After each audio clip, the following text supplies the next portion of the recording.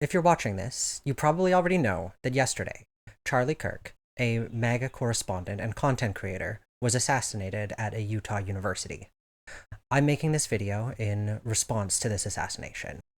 At the time of this recording, the killer has not been apprehended, and we do not know his political motivations. What I want to stress in this video is that the political motivations of the assassin are functionally irrelevant, and regardless of whether or not they were motivated by left-wing or right-wing ideology, the aftermath of the Charlie Kirk assassination will inevitably lead to a escalation in right-wing rhetoric coming out of Fox News and MAGA Republicans in the United States. I'm about to show you some clips of Jesse Watters, a Fox News host, and his response to the Charlie Kirk assassination, as well as Republican Congresswoman Nancy Mace and her response immediately after the assassination. Hell, Rand Paul got his ribs broken by his neighbor. ICE agents have to wear masks because their families are getting death threats. It's officially over now. After today, we're not taking it anymore. They're telling us we're at war. As you can see, before any information about the gunman has been released to the public, Jesse Watters has already decided that it is the Democrats who are at fault, and he is using rhetoric such as war in his response to the Charlie Kirk assassination. Next is Nancy Mace's response, who is personally my least favorite member of the Republican Congress. But hear what she has to say for yourself. Democrats own what happened today. I am devastated. My kids have called panicking. All the kids of every As you can see, she immediately goes to attacking the Democrats for a politically motivated assassination. At least we presume it to be politically motivated due to Charlie Kirk's very public appearances and a very public persona. However, again, at this time, we have absolutely no clue what the actual motivations of the shooter were, whether or not they were left or right wing. So it's very clear that the Republican rhetoric is being escalated by the people in power, such as Nancy Mace and other members of Congress, and the most popular right-wing news networks, such as Fox News.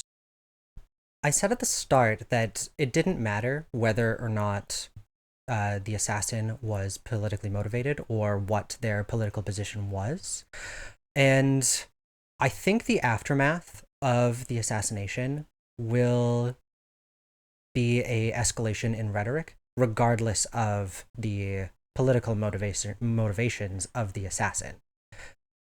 You see, the political motivations of the Trump assassin last year, him obviously being a far right-wing conservative, didn't stop the MAGA media system from accusing Democrats of all sorts of escalatory rhetoric, being the cause of the assassination attempt, even though it was very clearly a person from their side of the field who was enacting this political violence.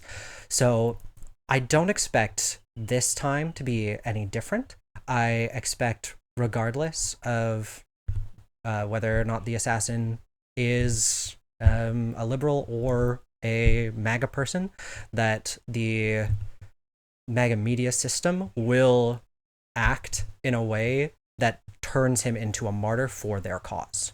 I think this is going to be a big issue for the progressive movement, regardless of the outcome.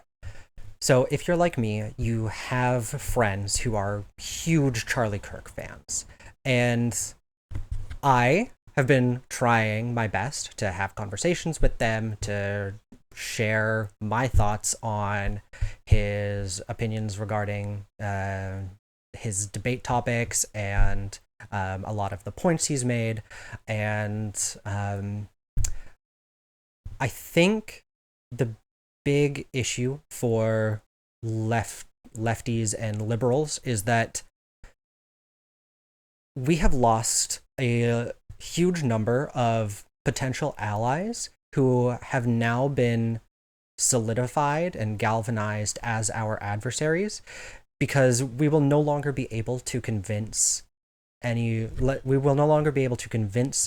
that we would have otherwise been able to come back from the kind of manosphere, like ultra right wing Charlie Kirk-esque politics.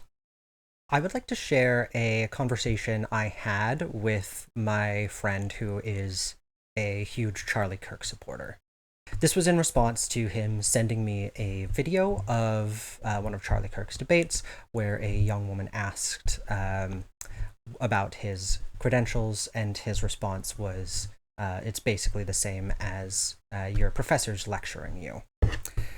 To which I responded, the difference is about a decade of school and a requirement to be fact-checked through peer review.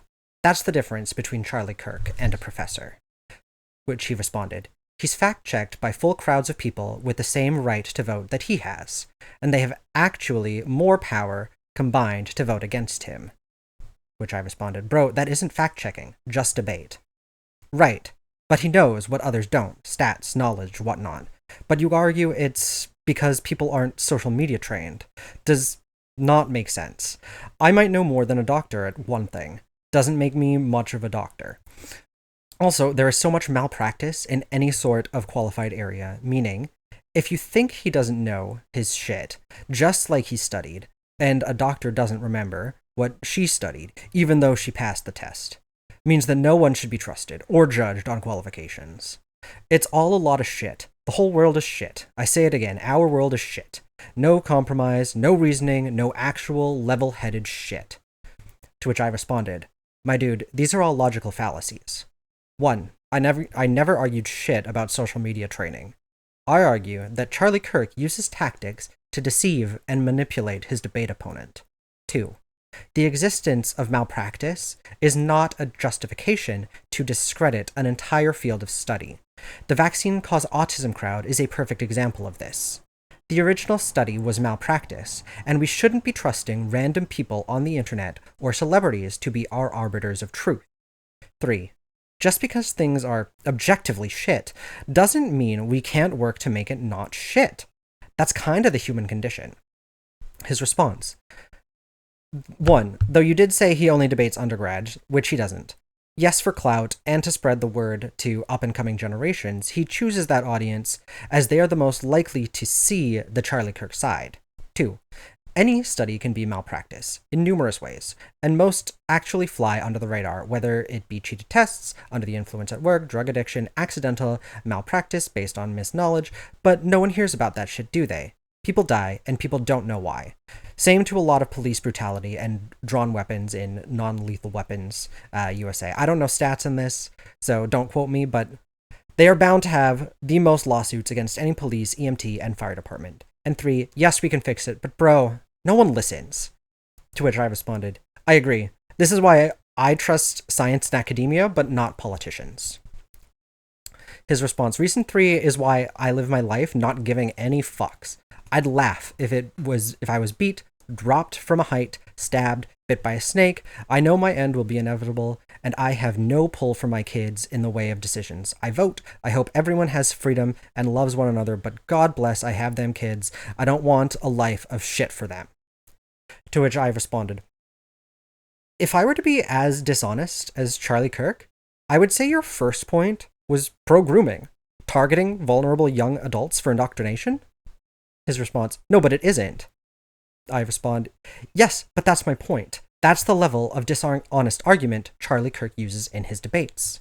And his response, they are upcoming generation. So for him to teach, it is to be the people who will listen to take on points. Example, the people about to grow up and control the world. It's not grooming, nor are they vulnerable. These are smart individuals in a college or university sector.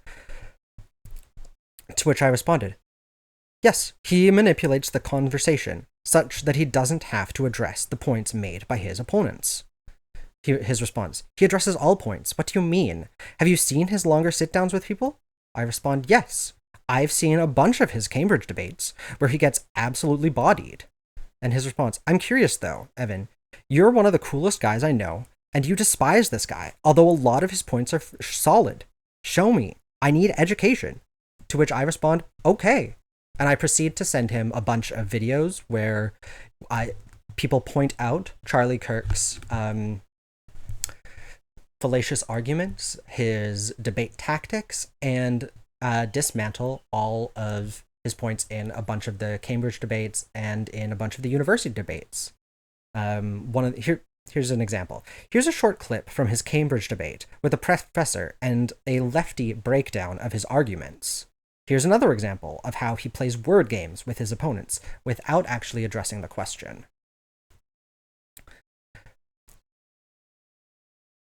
And what I want you to take away from this is not that my friend is a jerk because he supports Charlie Kirk. I don't think so.